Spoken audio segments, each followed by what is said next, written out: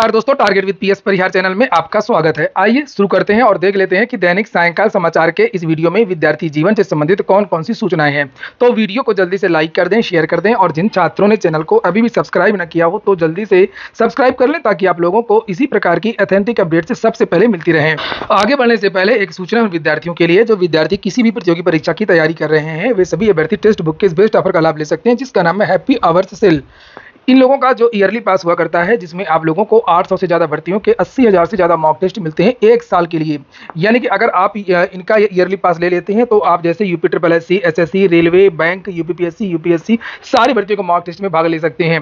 12 से अधिक भाषाओं में मॉक टेस्ट इसमें उपलब्ध है और इस समय जो ऑफर है वो केवल और केवल 500 रुपये कर दिया गया टेक्स्ट बुक पास प्रो।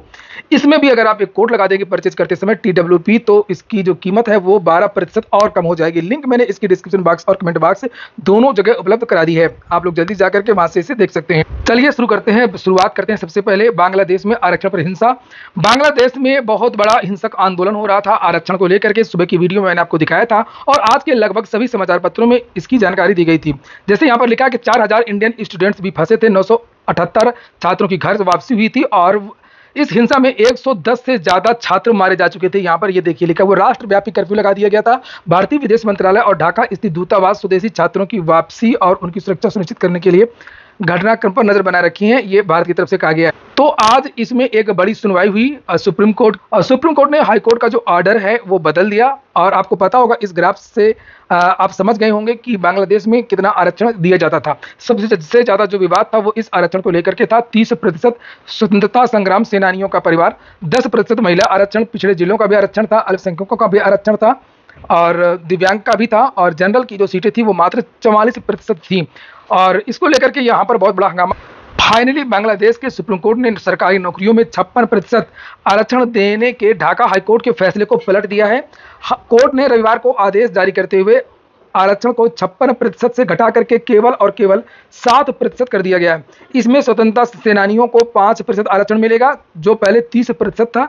बाकी 2% में एथनिक माइनॉरिटी, ट्रांसजेंडर और दिव्यांग शामिल हैं। ये सुप्रीम कोर्ट ने कहा कि 93% नौकरियां मेरिट के आधार पर मिलेंगी। वैसे ये वहां पर पहले से लागू था और बांग्लादेश की सरकार ने 2018 में अलग अलग कैटेगरी को मिलने वाला 56% आरक्षण खत्म कर दिया था। लेकिन इस साल 5 जून को वहां के हाईकोर्ट ने सरकार के फैसले को पलटते हुए दोबारा आरक्षण लागू कर दिया।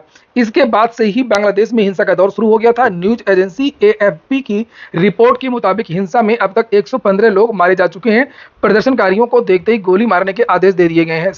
हालत संभालने के लिए पुलिस की जगह सेना की तैनाती कर दी गई है। स्थिति देखते हुए प्रधानमंत्री शेख हसीना ने स्पेन और ब्राजील का अपना दौरा भी रद्द कर दिया है। तो बांग्लादेश में काफी इस समय उथल पुथल है पिछले कुछ सालों से और वहां पर ज्यादा समय में दो ही सरकारें रही हैं। एक खालिदा जिया की पार्टी जो वहां के संस्थापक थे शेख मुजीबुर रहमान उनकी बहन, और एक दूसरी पार्टी शेख हसीना की जो उनकी बेटी हैं।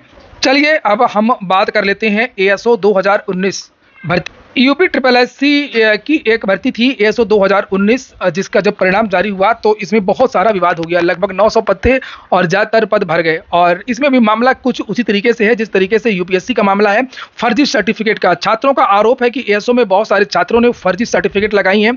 यूपी ट्रिपल एससी को पता भी है और यही कारण है कि 90 में से लगभग 70 जो विद्यार्थी हैं EWS के, एक उदाहरण समझिए EWS के, उसमें 70 जो विद्यार्थी हैं वो प्रोविजनल हैं। छात्रों को यह भी आरोप है कि ये ज्यादातर जो EWS की जो सर्टिफिकेट लगाई हैं EWS को लेकर के ही UPSC में भी विवाद चल रहा है। तो EWS की जो ज्यादातर सर्टिफिकेट्स हैं भर्ती 2019 की है लेकिन लोगों ने बनवाया है 2020 में और 19 में। इसी तरीके से एक और इसमें विवाद है चूंकि इसमें O लेवल कंप्यूटर की योग्यता का जो सर्टिफिकेट है वो मांगा जाता रहा है। लोगों का यह कहना है कि विद्यार्थी रहते उत्तर प्रदेश में यहीं से हाई स्कूल किया, यहीं से इंटर किया, यहीं से BSc BTech किया, लेकिन आखिरकार O लेवल के लिए ये विद्यार्थी आंध्र प्रदेश और महाराष्ट्र, जम्मू कश्मीर कैसे पहुंच गए। तो ज्यादातर विद्यार्थियों ने फर्जी सर्टिफिकेट जो कंप्यूटर दक्षता का है वो इन्होंने दूसरे राज्यों से बनवाया है, सुदूर राज्यों से बनवाया है। इसको लेकर के धनातन याचिकाएं दाखिल हो रही हैं। ये देख सकते हैं, ये एक और याचिका जो दाखिल हो गई है। पिटिशनर है राम रुद्र मिश्रा एंड 7 अदर्स और इसको लेकर के मैंने सबसे पहले वीडियो बनाया था। एक याचिका दाखिल हुई है 18 तारीख को, इसी 18 तारीख ये देख सकते हैं आप लोग, दीपक कुमार एंड 7 अदर्स, और इसमें जवाब मांगा गया है, इंस्ट्रक्शन मांगा गया।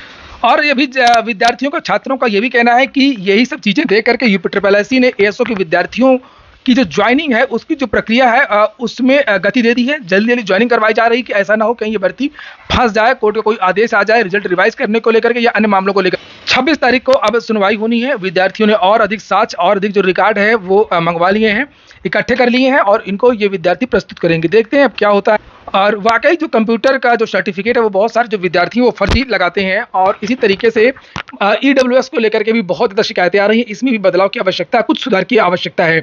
अगली सूचना है यूपीएससी को लेकर के रोज नए खुलासे हो रहे हैं। यूपीएससी को लेकर के तो हो ही रहे हैं, बहुत सारे जो आईएएस ऑफिसर हैं वो सफाई दे रहे हैं। कुछ आईएएस ऑफिसर ऐसे हैं जिन्होंने अपना अकाउंट जो सोशल मीडिया का जो प्रोफाइल है उसको ब्लॉक कर रखा है, वीडियो डिलीट कर दिए हैं। मैंने बहुत सारे वीडियोस भी बनाए इसको लेकर। और अब जो है चर्चाएं होने लगी हैं अन्य राज्यों की जो स्टेट सर्विस होती है, सिविल सर्विस पीसीएस, वहां पर भी बहुत सारे लोग अब पकड़े जा रहे हैं, मीडिया की नज़र में आ गए हैं। क्योंकि ये एक अभियान है और यहाँ पर देखिए लिखा फर्जी प्रमाण पत्र, 4 आईएएस अफसरों के खिलाफ जांच शुरू हो गई है। महाराष्ट्र की चर्चित ट्रेनी आईएएस पूजा खेड़कर के विवाद के बाद अब देश की सबसे प्रतिष्ठित नौकरियों के लिए विकलांगता सर्टिफिकेट के इस्तेमाल का पंडोरा बॉक्स खुलने लगा है। गुजरात सरकार ने राज्य के 4 आईएएस अधिकारियों के खिलाफ जांच शुरू कर दी है। गुजरात के डर के इन अधिकारियों ने विकलांगता सर्टिफिकेट के जरिए आईएएस कोटा हासिल किया। इनमें 3 जूनियर और 1 सीनियर लेवल का अधिकारी शामिल है। खेड़कर विवाद के बाद गुजरात सरकार इस मामले में सतर्कता बरत रही है। बताया जा रहा है कि सीएमओ ने सरकार के सामान्य प्रशासन विभाग द्वारा शुरू की गई इस जांच में कोई भी शंका नहीं छोड़ने के निर्देश दिए। अन्य समाचार पत्रों में भी इसको लेकर के जानकारी दी गई।